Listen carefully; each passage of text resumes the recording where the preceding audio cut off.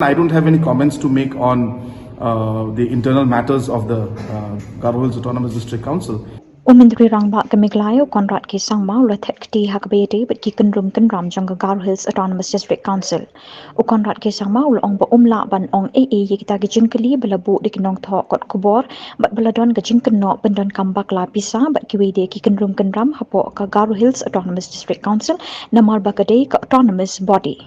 Because it is an autonomous body, and whether they use their funds to pay salaries or use their funds for development, that is entirely there, because the responsibility to pay the employees ultimately falls on them. So I don't have any comments on how they've used the fund, but what is important to note is that these funds were meant and were tied funds meant for JJM and meant for different kind of sanitation and water supply.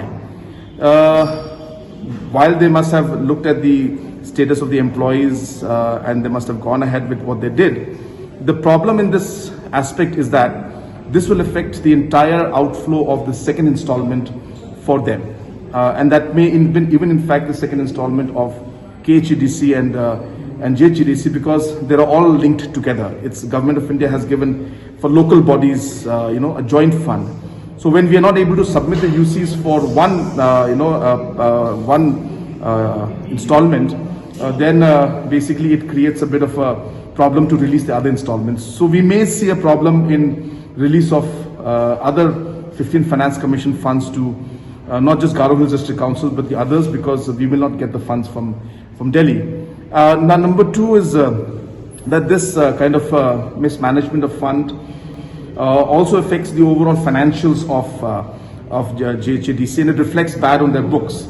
So tomorrow, if they are looking at going for some kind of financial support from financial institutions, the financial institutions will not be comfortable in giving them the financial support, and therefore the loans or any kind of financial support they look from banks or other institutions, they will not be able to get that support from the institutions. So it reflects badly on the management, and it's a bad example of mismanagement, and it should be avoided is what I would like to say. But at the end, as I said, the district councils have to manage their own finances, so they know better. But from a purely administration point of view, it is not the correct way to move forward, and it will definitely reflect bad on their finances and on the future flow of central schemes and funds from them.